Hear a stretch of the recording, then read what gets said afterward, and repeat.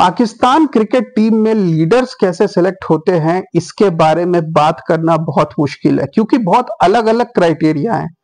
मुझे तो अब ये नहीं समझ में आ रहा कि वो एक्चुअली क्रिकेटिंग स्किल्स पे सिलेक्ट होते हैं या रिलीजियस बेसिस पे, क्योंकि दो चार ऐसे स्टेटमेंट्स अभी सामने आए हैं जिनको सुन के ये कहना मुश्किल है कि लीडर की सिलेक्शन क्राइटेरिया क्या है। इंजमामुल हक के भतीजे इमामुल हक, आपको मालूम है कि इंजमामुल हक एक बहुत अच्छे क्रिकेटर थे, लेकिन रिटायरमेंट के बाद से उन्होंने बहुत ही गिरी गिरी हरकतें की है। साया कॉरपोरेशन से पैसा लेकर वो घटिया टीम भी बनाते थे और आजकल टीवी पर बैठकर कुछ भी ऊट पटांग बयानबाजी करते हैं।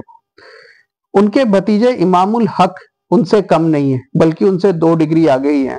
आपको तो याद ही होगा, इन्होंने एक बार टीवी चैनल पर बैठ के बहुत बड़ी स्टेटमेंट दी थी 2023 वर्ल्ड कप से पहले कि भाई हमारी टीम बहुत जबरदस्त है, मुझे, बाबर, फकर, हम सबको अपने रोल्स पता है, हमारी टीम वर्ल्ड कप की बेस्ट टीम है। और पाकिस्तान की टीम पहले राउंड में ही बाहर हो गई थी, अफगानिस्तान तक से हार गई थी और इमामुल हक का करियर उसके बाद काफी हद तक खत्म हो गया था। हालांकि अब उन्होंने कमबैक किया है और फिर वो एक टीवी चैनल पे पहुंच गए इंटरव्यू देने के लिए। इसके पहले मैं आपको ये भी बता दूं कि इमामुल हक जब बीच में टीम से बाहर हुए थे तो उसकी एक रीजन ये भी दी जा रही थी, along with performance, fitness and everything, कि इमामुल हक वो आदमी है जो मीडिया को टीम के और ड्रेसिंग रूम के अंदर की खबरें लीक करते हैं। तो इमामुल हक वैसे भी एक ऐसे आदमी हैं जिनका कोई ठिकाना नहीं कि वो कब कहाँ कौन सी बात बोल दे। और अब इमामुल हक ने एक ऐसी बात कही है जो मेरे ख्याल से हिलेरियस है। उन्होंने एक इंटरव्यू में कहा, जब उनसे ये पूछा गया कि भाई आपके हिसाब से इस वक्त पाकिस्तान टीम में लीडर कौन है, तो उन्होंने कहा कि लीडर तो कोई नहीं है क्योंकि हमारी ड्रेसिंग रूम में लड़ाइयां ही इतनी चल रही हैं। फिर भी उनसे पूछा गया कि नहीं, फिर भी आप बताइए कि लीडर कौन है, तो उन्होंने कहा कि लीडर है रिजवान। तो हमने पूछा कि क्यों भाई?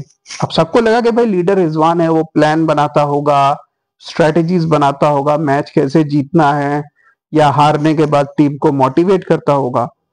तो उन्होंने कहा क्योंकि वो व्हाट्सएप ग्रुप बनाकर सबको नमाज के रिमाइंडर देता है। नमाज के लिए व्हाट्सएप ग्रुप बनाकर वो सबको रूम में बुलाता है और सफेद चादर बिछा देता है, इसलिए उसे कैप्टन होना चाहिए। अब ये बात मेरी समझ के बाहर है कि ये कौन सा क्राइटेरिया है कैप्टेंसी का। कैप्टेंसी का क्राइटेरिया मेरे ख्याल से कुछ क्रिकेटिंग होना चाहिए। ये आप अगर आपको लगता है कि ये रिलीजियस चीजें अच्छी हैं तो मे बी शायद ये किसी और चीज का आंसर होता कि भाई आपका सबसे अच्छा टीममेट कौन है, या आपको कौन पसंद है, या आप किससे सीखना चाहते हैं, व्हाटएवर, अगर आपको ऐसा लगता। लेकिन यहाँ पर एक क्रिकेटिंग क्वेश्चन हुआ है कि आपके हिसाब से टीम में इस वक्त लीडर कौन है, कैप्टन किसको होना चाहिए, और आपका जवाब है कि वो जो व्हाट्सएप ग्रुप बनाकर टीम में नमाज पढ़ते हैं। शायद इसी वजह से पाकिस्तान की टीम इतनी ज्यादा नीचे गिर गई है, क्योंकि इनका सिलेक्शन क्राइटेरिया ही मेरी समझ के बाहर है। रिजवान इसके पहले भी ऐसा कई बार कर चुके हैं कि क्रिकेट में हार मिली है लेकिन मीडिया के सामने वो रिलीजियस एंगल दिखाकर बच जाते हैं कि भाई जीत हार तो लगी रहती है, हमें पहले नमाज पर ध्यान देना चाहिए, नमाज पढ़नी चाहिए, पूजा पाठ करनी चाहिए। और वैसे में क्या होता है कि लोग बोलते हैं कि नहीं, बात तो ठीक कर रहा है, और वो क्रिकेटिंग आंसर दब जाते हैं। यही चीज अभी फिलहाल मुश्ताक अहमद ने भी की है। मुश्ताक अहमद हालांकि कोच रह चुके हैं और बहुत ही सीनियर मेंबर है, मुझे समझ नहीं आता या तो वो सठिया गए हैं, क्योंकि उन्होंने एक इंटरव्यू में अभी कहा है, और वो इंटरव्यू भी एक बहुत बड़े क्रिकेट जर्नलिस्ट है पाकिस्तान के, उनको कहा है कि ये जरूरी नहीं है कि हम वर्ल्ड चैंपियंस ग्राउंड में बने। अभी पीएसएल में रिजवान ने 5 लोगों को कन्वर्ट किया है और कुरान पकड़ाई है हाथ में। तो जिस तरीके से रिजवान ने 5 लोगों को कन्वर्ट किया है, तो अब जब रिजवान को कयामत के दिन बुलाया जाएगा तो रिजवान कहेगा कि I am the world champion.